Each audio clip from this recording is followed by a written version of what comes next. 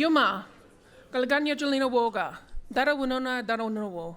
Hello, my name is Selina Walker and this is Ngunnawal Country. I just want to first start by acknowledging my elders, the Ngunnawal elders, and pay respect to my elders past, present and future.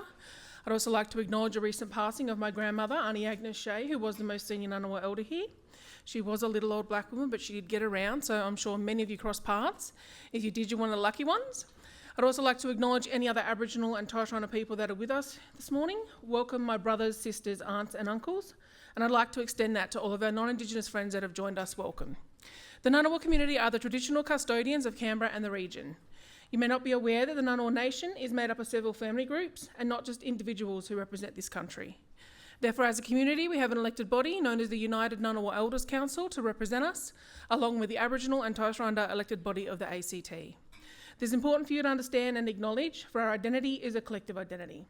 There are other Indigenous and non-Indigenous people from around the nation, the country and the world who have come to live on Ngunnawal land. I'd like to acknowledge and welcome you all. The tradition of welcoming the people to country is a practice that was handed down by our ancestors, old people and elders from the beginning of time. Before entering another person's country, you would first announce your arrival and not enter until a traditional owner formally welcomed you. The reason for this practice was to protect your spirit whilst in another person's country and also to show respect for the country of which you were entering. It's wonderful to see this practice is now recognised and respected. Guess it's not like entering into someone's home unless you're first invited. The Ngunnawal people, as within all Aboriginal people, have a great heritage that we would like to share with all Australians from every walk of life. As you are aware, Canberra means meeting place, and Canberra has been a place of gathering for many Aboriginal tribes of Australia to come together to deal with important business and also for ceremonial purposes. Our Ngunnawal ancestors believe in the importance of people gathering to build relationships, share knowledge and to celebrate the gift of heritage and history. We believe it's important for all to recognise our unique history and to gain understanding that our land is our heritage and how loss of the lands has disconnected so many Aboriginal people from their spiritual links, cultural heritage and identity. Reconciliation is not just a word, it is an action, and it's a human rights movement. As an Aboriginal person in this country, I've only been counted as a human being for 58 years. Let me repeat this while this sinks in. I, as a beautiful black woman in Australia, have only been counted as a human being for 58 years. I'm only 44. We are very young in our reconciliation journey here in Australia, but we're on the right path. By incorporating proper cultural protocols like welcome to country, acknowledgement of country, smoking ceremonies, etc., we are on the road to true reconciliation. It does still hurt me though that my dad was born a tree, that my grandmother was a mother in this country before she was a human being. So I ask you all to take a moment and think about how old you are, how old your elders are, and how old your children are, and what you're doing to contribute to that reconciliation human rights movement. The referendum that happened a few years ago was another huge milestone in our reconciliation journey. Not the result that we wanted, but it did bring a lot of truth-telling. Helped us to identify where we have to focus our efforts and what states need the most amount of help. I'm so proud to be a Canberran. I'm proud of my fellow Canberrans for the yes vote here in the ACT.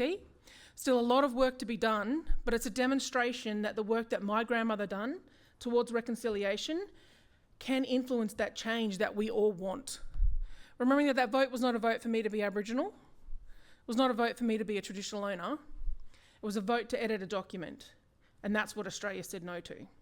So we'll recalibrate, we'll reassess, we'll find another way forward to continue to fight for First Nations justice that's going to work for all Australians. I stand on the shoulders of giants, and I want to honour those giants. It is a shared history, so there has to be shared accountability. If we continue to live in shame here in Australia, we are never going to progress forward. I don't want my boys to be up here in 20, 30 years' time fighting and advocating for the same things that I am today, that my grandmother's done for the past 60 years, my ancestors for the past 200 years. That change happens with us. So I encourage you all to continue to have those conversations, have those awkward discussions where learning and understanding, which is what true reconciliation actually is, lies. It lies in a simple yarn. So thank you for inviting me here to the Welcome to Country. I unfortunately can't stay for the rest of the event, but well done to the organisers for incorporating this important cultural protocol. And I wouldn't do my mob justice if I didn't impart some wise critical thinking for you. So I call it the McDonald's drive-through.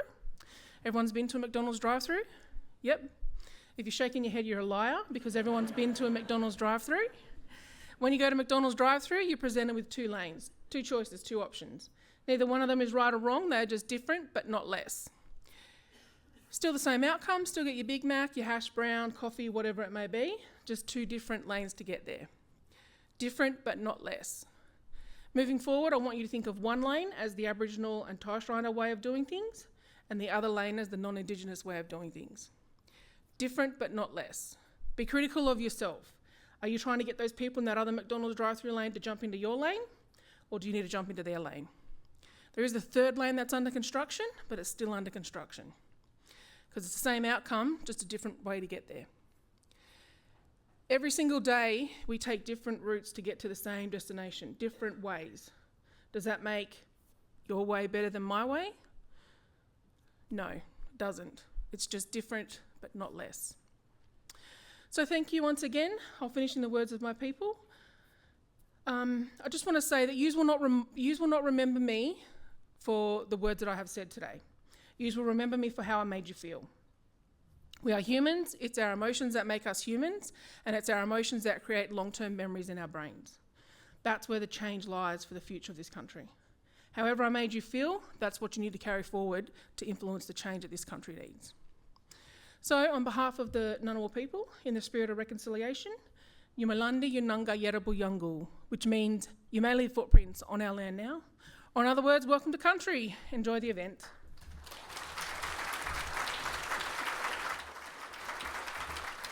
A deep appreciation to Selina and the Ngunnawal people for so graciously welcoming us today. My name is Kate Banville and I will be the ABARES Outlook 2025 conference host.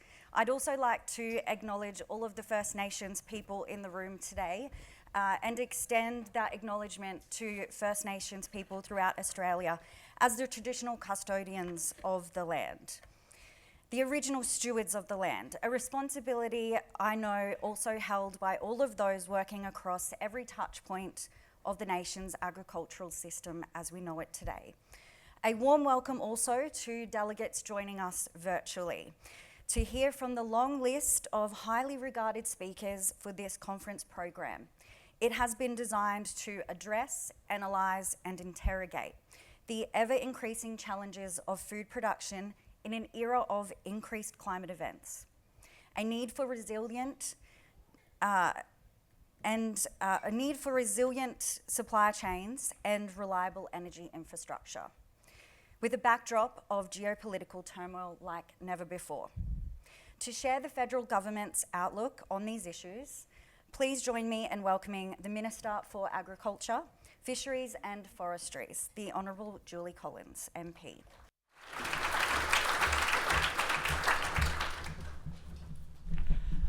Well, thank you, Kate, and thank you to Selina for that warm welcome to country.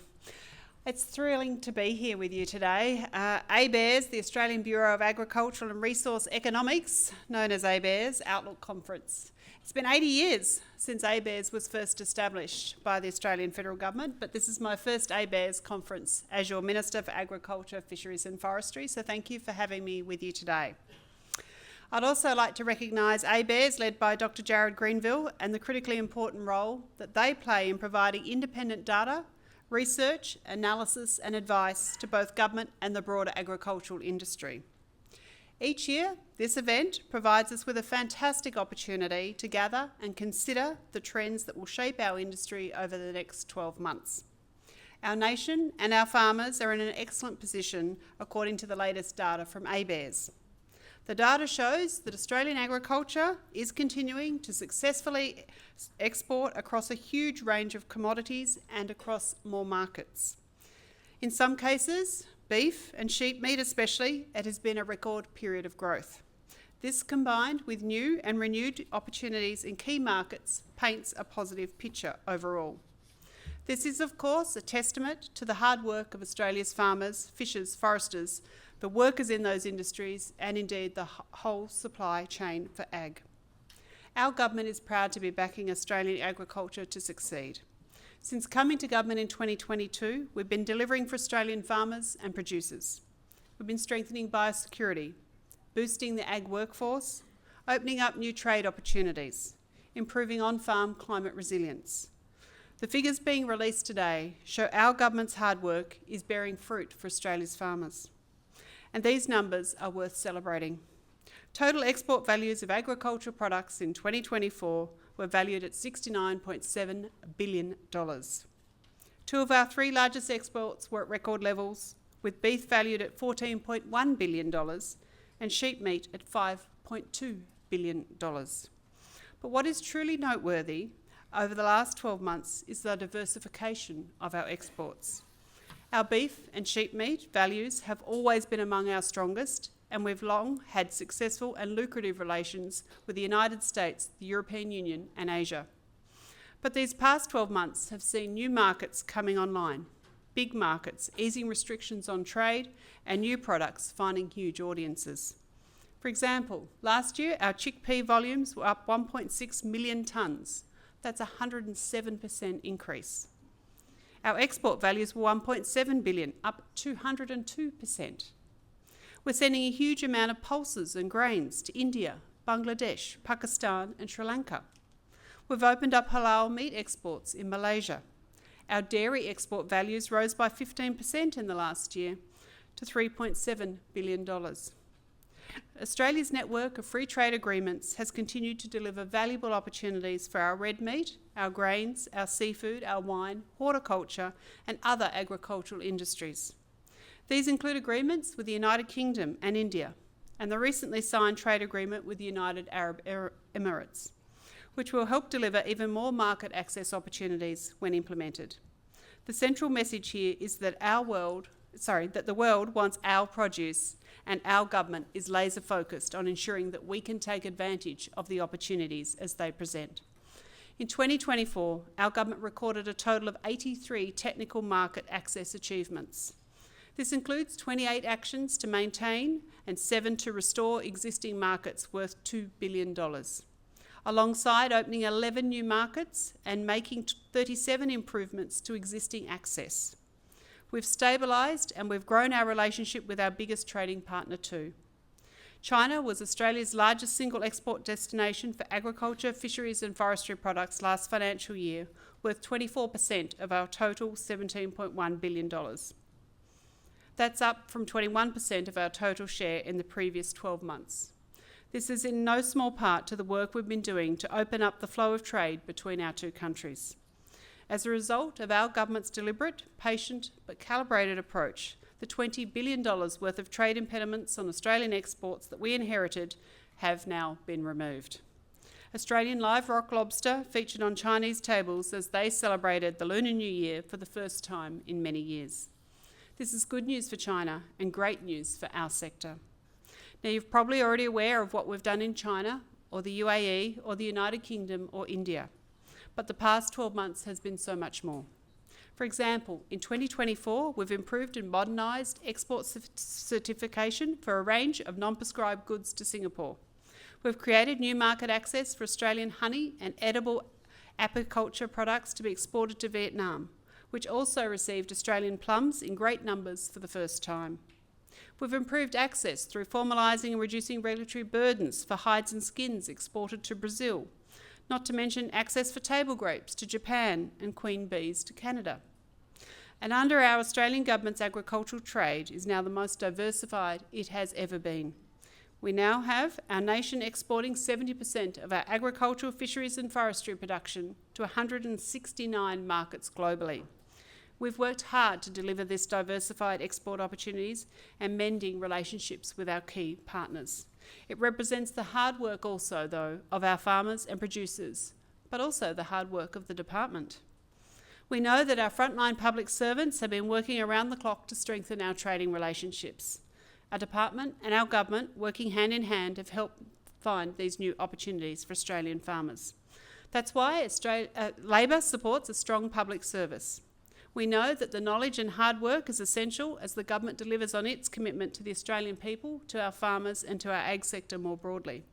This includes the work of our experts here at ABARES, who are responsible for today's data, and the officers working in our biosecurity system. All at the core of a strong biosecurity system is, of course, a strong public service. The biosecurity officers at our airports and seas monitoring for pests and diseases, the scientists in our laboratories right across the country investigating the latest global trends to Australia's world-class produce. The experts at our purpose-built national training facilities in Brisbane, teaching the next generation of our detector dogs. So many public servants, but every part of this system working together is important. It's important for our agriculture and food system. We know that failures in our biosecurity system have the potential to punch a $92 billion hole in our nation's agricultural industry and to our economy. This would hurt our farmers and put at risk our nation's hard-won reputation for high quality and pest and disease-free produce. It puts at risk the very figures that we're rightly celebrating today. So I want to reiterate our government's commitment to a strong biosecurity system and to a strong public service. The system is also a critical element of Australia's food security. I want to reassure you that our government takes the issue of food security seriously. Our government has already undertaken significant work to improve food security and the Australian food system, including our new investments in biosecurity, in reducing emissions and in climate resilience. But we know there's more work to do. We've been listening to industry and to the community, and today we announced that we're taking new action. Today, I'm pleased to say that a re-elected Albanese Labor government will develop Feeding Australia, a national food security strategy. Feeding Australia will be a plan for farmers and a plan for all Australians. Critically, food security reduces the price volatility of produce, helping to provide cost of relief to all Australian consumers. While Australia is able to more than twice feed our own population, we're exposed to global supply and demand pressures, climate change and other risks. Feeding Australia will address these issues so that our farmers can face the future with confidence. And so our friends and neighbours can continue to rely on Australia as a safe and secure source to help feed their countries. The Australian Government will also establish a National Food Council comprising of industry and community experts to advise on the development and implementation of the National Food Security Strategy, and to bring together the important work that has already been done in this critical area. The government will also strategically examine the potential and opportunity to grow a biofuels feedstock industry to support Australia's transition to net zero. Our government is committed to continue delivering for trading partners, for Australians, and for Australian farmers and producers, by opening up new trade opportunities, by improving on-farm climate resilience, by boosting the agricultural workforce, by strengthening our biosecurity, and today's important announcement, the development of a new National Food Security Strategy, Feeding Australia. Our approach has been to deliver for Australian farmers and producers. Today's figures prove that we have. Our government knows that Australian farmers and producers are the best in the world.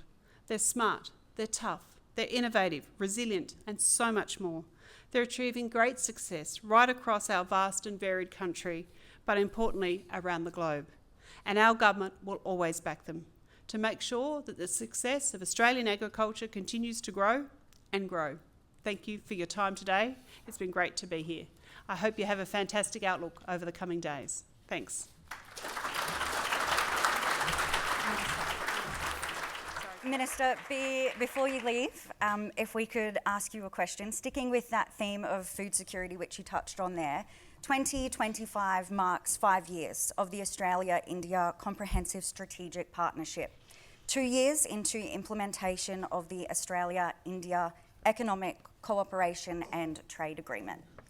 With exports to India increasing by 88% since 2022, it is clearly a market that Australia is seeing increased access to. But it's not the only market. You touched on market access there. Can you give some insight into, more broadly, some of those markets that we might see expanded into?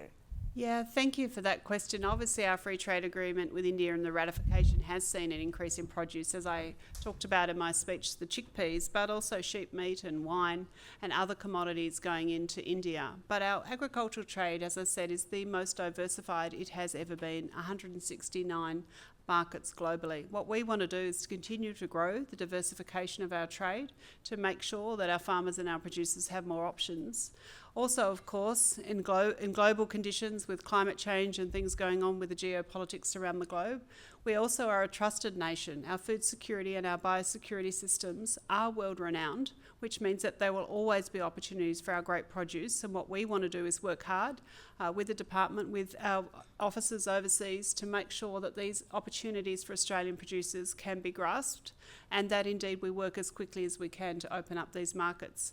We are a trading nation. We abide by the two-way trade system. We have always been a trading nation, and it has benefited Australia and Australian industry and the Australian economy, and we need to continue to do that work. It's important work for our producers. There are many opportunities for a whole range of commodities. We're currently working on access to Vietnam for some berries, for instance. China, we're looking at more options there for berries and for other things. I've been at Berry Quest last week. You might have picked that up. So there are a range of commodities that we are looking at right across the globe into new markets, but this important work is being done not just by the government, but importantly also by industry and industry peaks. It's with all of us working together on the same page that we will continue to open up these markets. It is a consolidated and coordinated effort of industry, our producers and the government working together. Thank you, Minister.